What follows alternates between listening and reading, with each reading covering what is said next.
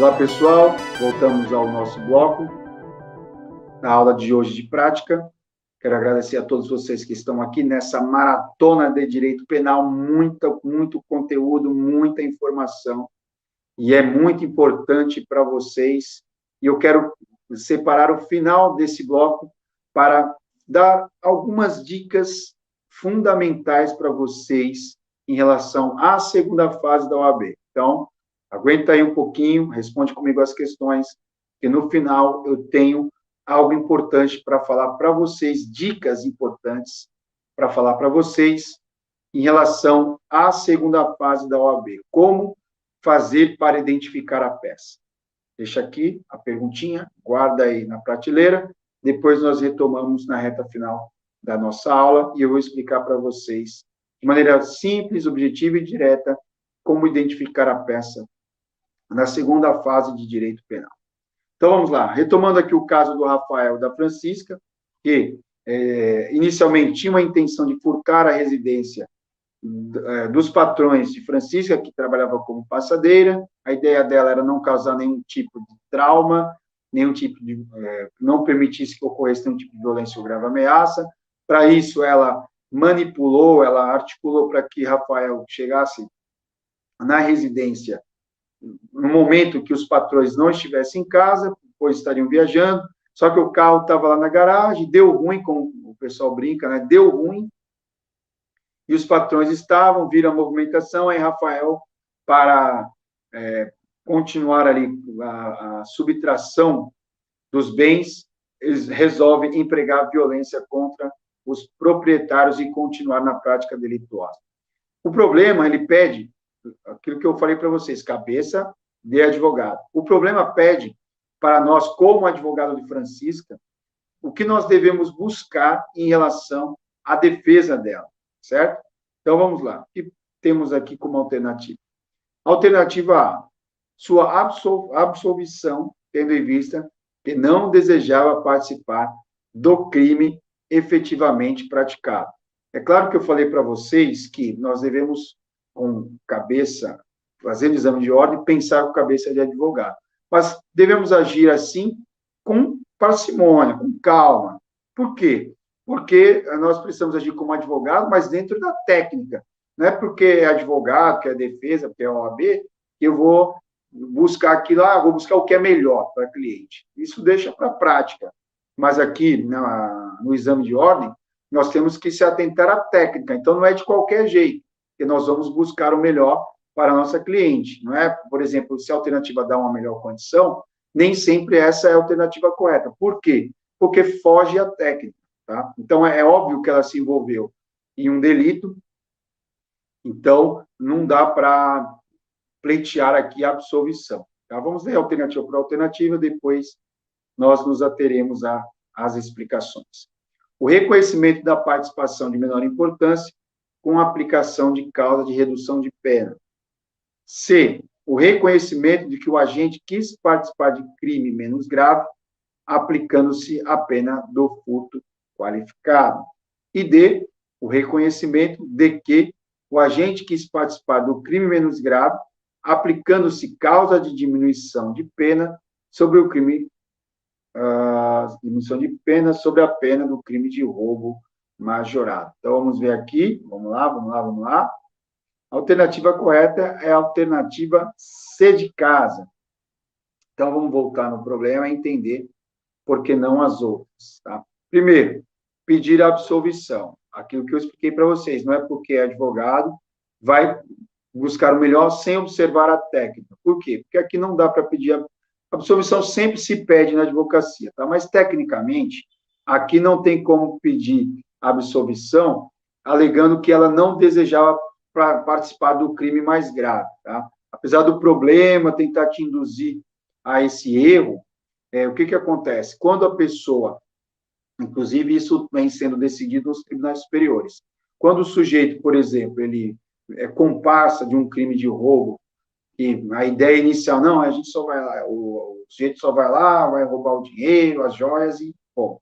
Mas, de repente, no meio do caminho, fica lá o comparsa, observando o movimento, para dar cobertura ao sujeito lá que efetivamente vai se apossar dos bens, de repente, no meio do caminho, o agente que está no interior da residência se irrita e dispara a arma de fogo e vem ceifar a vida de alguém. Aí você poderia dizer assim, professor, então o compasso ali não vai ser incriminado, não vai incorrer no crime de latrocínio. No caso, a jurisprudência tem decidido que vai incorrer. Por quê? Professor, mas ele não quis participar ali inicialmente do latrocínio. A ideia dele era só roubar alguns bens que guarneciam a casa.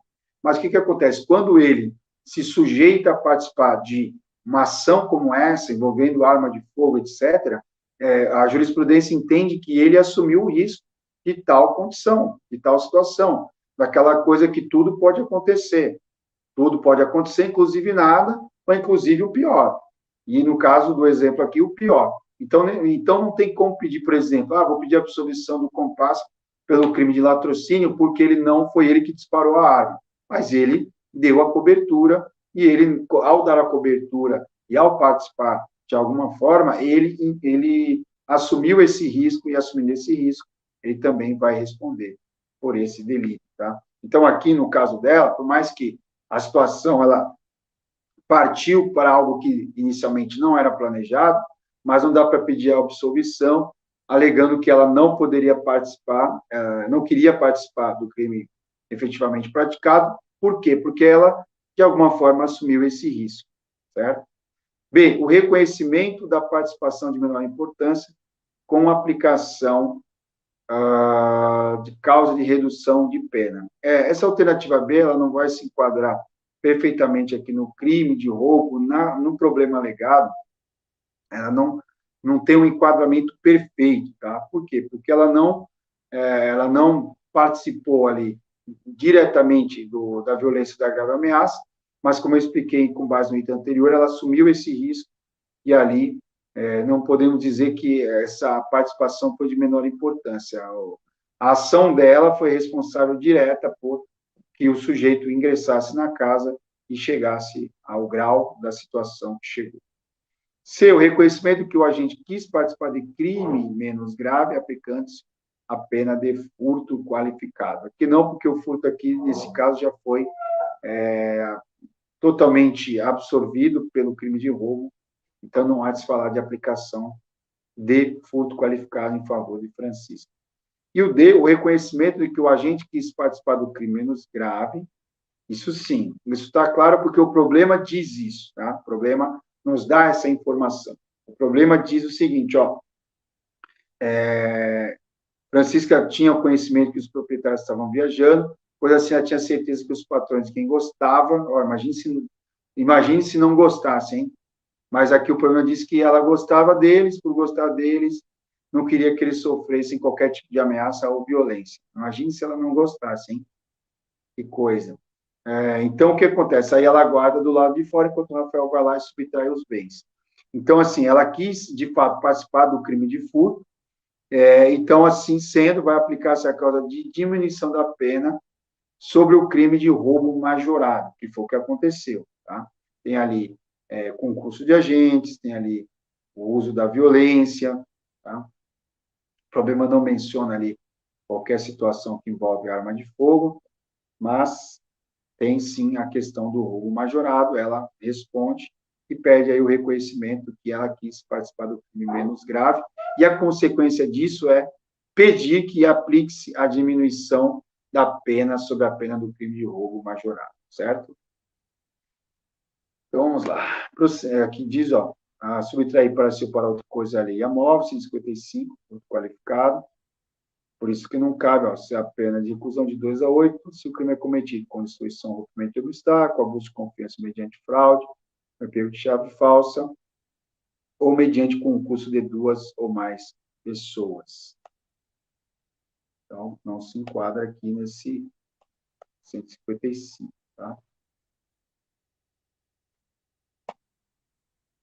Aqui, no caso, se mantém o furto sem a presença dos donos da casa, aqui ela seria enquadrada no furto qualificado mediante concurso de 2 ou mais pessoas. Mas, no caso, como descambou para o roubo, ela incorre no crime de roubo, mas dá para pedir a questão da diminuição da pena do roubo majorado, certo? Alternativa certa. Na verdade, perdão, vamos recapitular aqui, ó. A alternativa certa é o C, que é o reconhecimento de que o agente quis participar de crimes menos graves, aplicando o furto qualificado. Uma correçãozinha aqui, a alternativa é a C, por conta do que diz o artigo 155, parágrafo 4, inciso 4, perdão. Vamos refazer aqui, ó. A alternativa certa é a C, que ela participou do crime menos grave, isso ficou claro no problema, tá? O roubo não, porque o roubo, quem correu no crime de roubo foi o agente Rafael. A Francisca ficou de fora, na intenção de furto, não praticou violência ou grave ameaça, então, para ela, seria o furto qualificado, então, seria a pena aí de 2 a 8 e multa, tá? É a alternativa C, perdão. Corrigindo. Corrigido, feita a correção, vamos para o próximo. Alternativa C. Direito penal. Crimes contra o patrimônio. Fundação Getúlio Vargas, 2017, Ordem dos Advogados do Brasil, 24º Exame de Ordem Unificada. Vamos ver o que diz o problema. Decidido a praticar crime de furto na residência de um vizinho, João procura o chaveiro Pablo, o que eu falei sobre a questão dos nomes, para não gerar confusão. João procura o chaveiro Pablo e informa do seu desejo, pedindo que fizesse uma chave que possibilitasse o ingresso na residência, no que foi atendido. Não fala o nome do vizinho, que é aqui, no caso aqui seria a vítima. Então, lá, vítima, vizinho. Autor, João. E partícipe, Pablo. Tá? Não é coautor, porque ele não está na autoria do furto de forma direta junto com o João. Ele, no caso aqui, é partícipe, ou seja, ele participa produzindo a chave falsa. A chave falsa não, é produzindo a chave para ingressar na residência, e foi atendido por isso, ou seja, ele procura, informa e é atendido.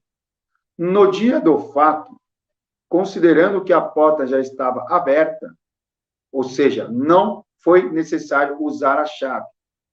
Não foi necessário usar a chave. João ingressa na residência sem utilizar a chave que lhe for entregue por Pablo. O problema já está nos dando um caminho e subtrai uma TV. Chegando em casa, narra o fato para sua esposa, que o convence a devolver o aparelho subtraído. No dia seguinte, João atende a sugestão da esposa e devolve o bem para a vítima, narrando todo o ocorrido ao lesado, que, por sua vez, comparece à delegacia e promove o registro próprio. Considerando o fato narrado na condição de advogado, sob o ponto de vista técnico, deverá ser esclarecido aos familiares de Pablo e João que, vamos lá, vamos diferenciar. Alternativa A, nenhum deles responderá pelo crime, tendo em vista que houve arrependimento eficaz por parte de João, e como causa de excludente da tipicidade, estende-se a Pablo. Ambos deverão responder pelo crime de furto qualificado, aplicando-se a redução da pena apenas a João, em razão do arrependimento posterior. Bom, isso aqui já tende a não ser por quê? Porque o problema nos diz o seguinte, o problema nos diz que a chave feita por Pablo não chegou a ser utilizada. Então, assim, o elemento, objeto que poderia provocar o nexo de causalidade e envolver Pablo, ele não foi utilizado. Então, tem uma fragilidade no nexo causal relacionado a Pablo, certo? Então, essa B já fica comprometida. C, ambos deverão responder pelo crime de furto qualificado, aplicando-se a redução da pena para os dois em razão do arrependimento posterior, tendo em vista que se trata de circunstância objetiva.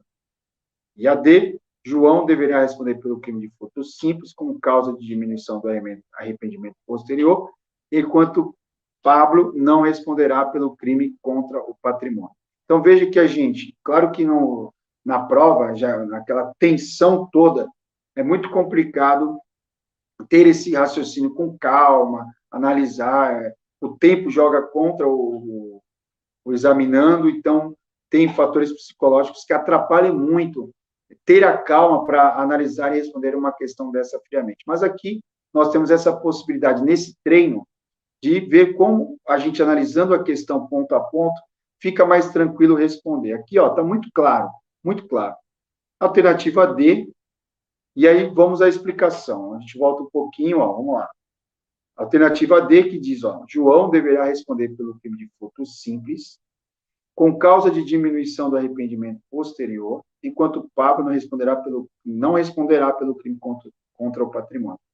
O problema deixou isso muito claro, a gente foi ali destacando os pontos, por quê? Primeiro, de fato, Pablo contribuiu para a prática do crime de furto, para que João fosse lá, confeccionou uma chave, sabendo o problema. O enunciado deixa isso muito claro, ele sabia, e sabendo, o que acontece? Ele, mesmo assim, produz a chave para que João vá à frente com o seu empenho. Ocorre que, no caso concreto, ficou evidente que a chave não se fez necessária e João conseguiu ingressar na residência porque a porta já estava aberta. Bom, então, a questão que envolve Pablo já fica fragilizada. O problema pede que nós, como advogado de Pablo, então nós enxergamos, sim, de fato, que Pablo não responde. João teve a questão do arrependimento posterior, e o arrependimento posterior é causa de diminuição, perfeito. Nesse caso, João responderá pelo crime de furto simples. Não tem como se isentar, tá? Por exemplo, a A fala que nenhum deles responderá, responde sim, João responde. Ambos deverão responder pelo crime de furto qualificado, aplicando-se a redução a João. Não por quê? Porque o envolvimento de Paulo não se fez necessário, a contribuição de Paulo não se fez necessário, conforme narrou o enunciado. Por isso que a alternativa B não é correta, e essa questão de aplicar apenas a João também não seria correto, porque, em caso, teria que as circunstâncias se estenderem ao outro réu, ao outro investigado. Ambos deverão responder pelo crime de furto qualificado, não porque, como bem explicado, a chave de Pablo não se fez necessária. Aplicando-se a redução da pena para os dois em razão do arrependimento posterior, tendo em vista que se trata de circunstância objetiva. E a D, que é a mais condizente, por conta temos a situação do furto simples, que ele não se utilizou de chave falsa, então ele não incorreu aqui, ó, vou voltar um pouco no 155, no caso dele aqui, ó, furto qualificado.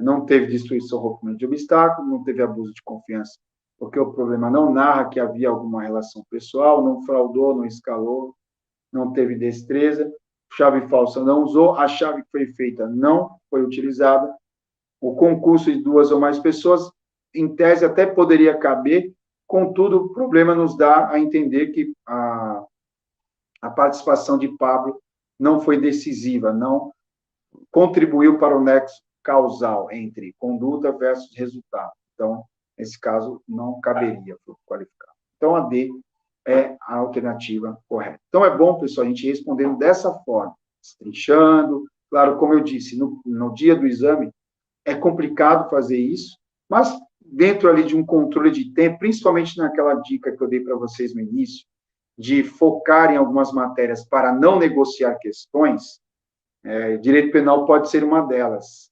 E vocês focarem no direito penal para não negociar questões. Então, se você não vai negociar a questão no direito penal, então você tem que fazer ela com calma para tentar gabaritar todas as questões que envolvem direito penal, certo? E quando você entra nessa estratégia, aí você vai trabalhar com calma, respondendo, apontando ali os envolvidos, as condutas, aí fica o problema praticamente conversa com a gente em relação à resposta. Tá? Aí a explicação tem aqui, ó, a explicação da autoria de João é da suposta coparticipação de Pablo. Importante salientar que Pablo não incorreu no núcleo objetivo do tipo, que é o artigo 155, parágrafo 4º, inciso 2º, ó, que é com abuso de confiança, não tinha relação pessoal, não teve fraude, não teve escalado, não teve destreza. Não só no segundo, como em nenhum outro, tá? Então, não dá para se falar em furto qualificado em relação a Pablo. Importante salientar que Pablo não incorreu no núcleo objetivo do tipo, do artigo 155. Segundo, na condição de partícipe e João não utilizou a chave feita por Pablo, faltando para o nexo causal do resultado furto. Então, ele saiu, na sua conduta não foi responsável pelo nexo causal, não deu causa ao furto da televisão da casa do vizinho. Aí temos a questão do arrependimento posterior, na letra da lei, que diz assim, ó, nos crimes cometidos sem violência ou grave ameaça à pessoa, não teve, ele não ameaçou ninguém, ele não agiu com violência contra ninguém, reparou o dano, reparado o dano ou com restituída a coisa, no caso não, perdão, não reparou o dano, ele restituiu a coisa. Reparar o dano é quando indeniza. Aqui não, ele restituiu, subtraiu a TV, restituiu a TV.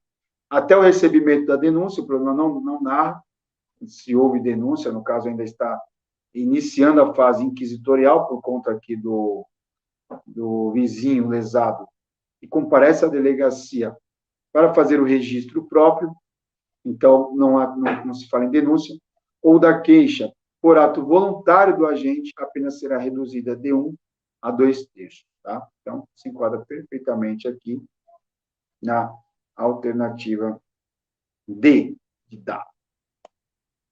Próxima questão, direito penal, crimes contra o patrimônio, Fundação Getúlio Vargas. FGV 2016, Ordem dos Advogados do Brasil, OAB, segunda edição, exame. Advogado, 20º exame de ordem unificada. Vamos lá. Aproveitando-se da ausência do morador, Francisco subtraiu de um sítio diversas ferramentas de valor considerável. Conduta não assistida por quem quer que seja. Ou seja, foi no oculto. Foi no oculto, então o problema já está nos dando aqui uma diretriz, uma evidência que se trata de crime de furto, certo? Furto simples.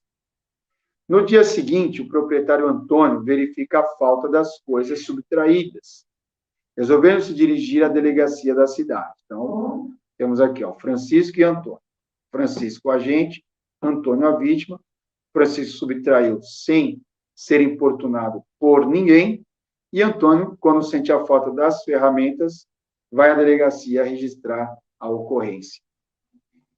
Após efetuar o devido registro, quando retornava para o sítio, Antônio avistou Francisco caminhando com diversas ferramentas em um carrinho.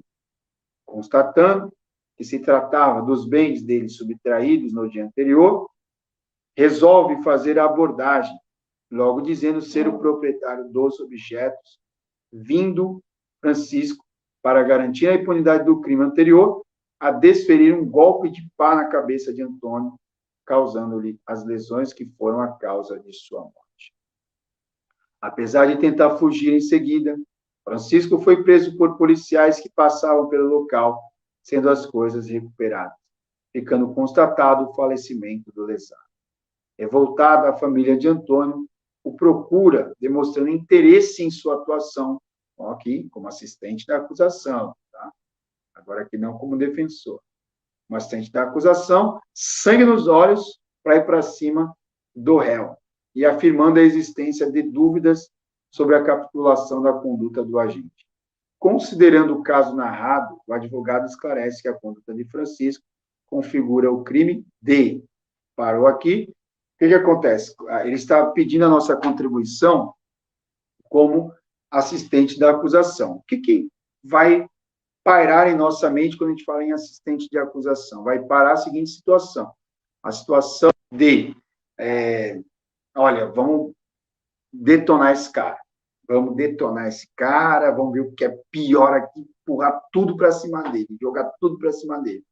Assim, claro que eu estou brincando, né, usando até termos mais coloquiais, mas não é bem assim. A gente tem que sempre primar pela técnica, certo?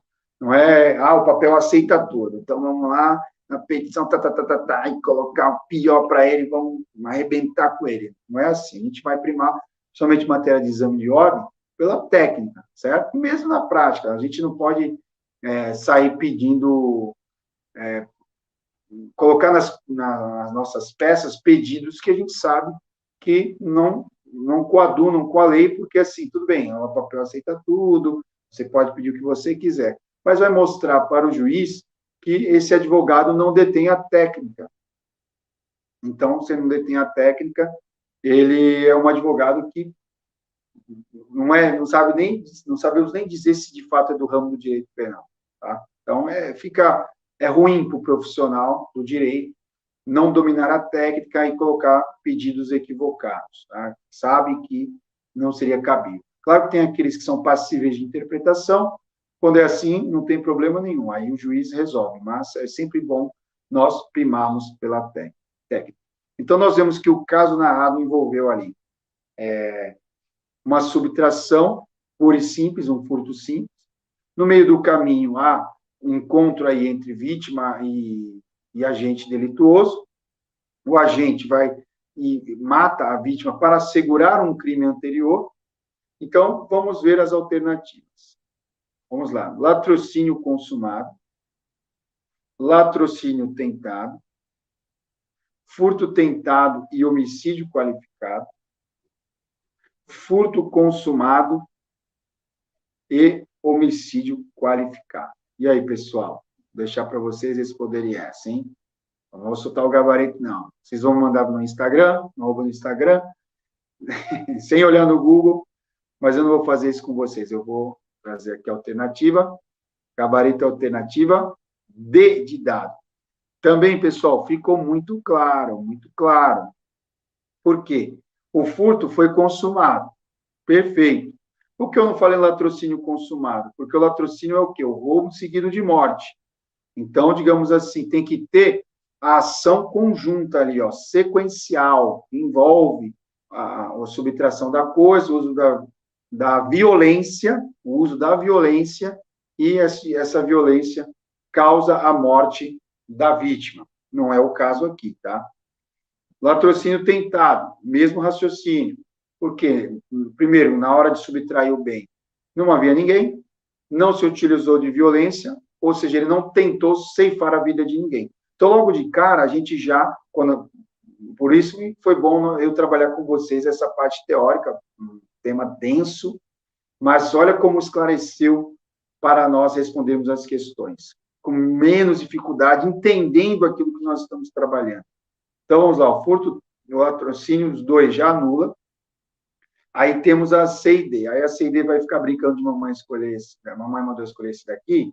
Não, porque aqui alunos da ESO dominam o conteúdo. Dominando o conteúdo, o que a gente vai observar? Furto tentado? Não, por quê? Porque o furto foi consumado. Problema na raiz, claramente, ó. Vamos puxar a parte do problema, ó. Subtraído-se diversas ferramentas de valor considerável, conduta não assistida por quem quer que seja. Aí o problema diz, no dia seguinte, ou seja, consumou o furto. Então, se ele está consumado, aqui a C eu já elimino, porque não é furto tentado. Na verdade, aqui, até por exclusão, a gente sobra a alternativa D. O homicídio qualificado, sim, mas por envolver ali o furto tentado, a gente já descarta de plano, certo? E aí sobra o furto consumado, porque isso ocorreu, e o homicídio qualificado. Vamos entender por quê. Vamos lá. A explicação já foi feita, mas vamos ver o que em relação ao homicídio qualificado. Ó, o furto foi consumado porque houve a posse mansa e pacífica da res furtiva, até aí não há sombra de dúvida. Agora, homicídio qualificado com base no artigo 121, parágrafo 2º, inciso 5º. Por quê? Ó? Matar alguém, pena, reclusão de 6 a 20 anos, aí o homicídio qualificado, ó, para assegurar a execução, a ocultação, a impunidade ou vantagem de outro crime. Olha como a conduta deixa eu ver o nome dele aqui, do Francisco, se enquadra perfeitamente ao artigo 121, inciso 5º. Ou seja, qual a ideia dele? Assegurar a execução de um crime anterior, de outro crime, certo? Aqui, ó, a execução, a ocultação, a impunidade ou vantagem de outro crime. Então, ele ceifou a vida do Antônio, para quê?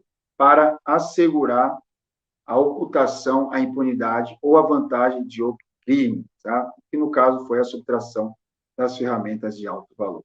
E aqui no caso a pena de reclusão de 12 a 30 anos. Então a técnica é isso aqui, pessoal. Ó, excelência. vou mostrar que ele praticou furto consumado e também que ele incorreu no homicídio qualificado, ou seja, ele executou, ele partiu para cima do senhor Antônio com o fito de ceifar a vida dele e assegurar a execução da subtração, que foi o crime anterior, subtrair coisa alheia móvel para si. Então, a alternativa D é correta, certo? Pessoal, conforme prometido, chegamos aqui à reta final da nossa aula.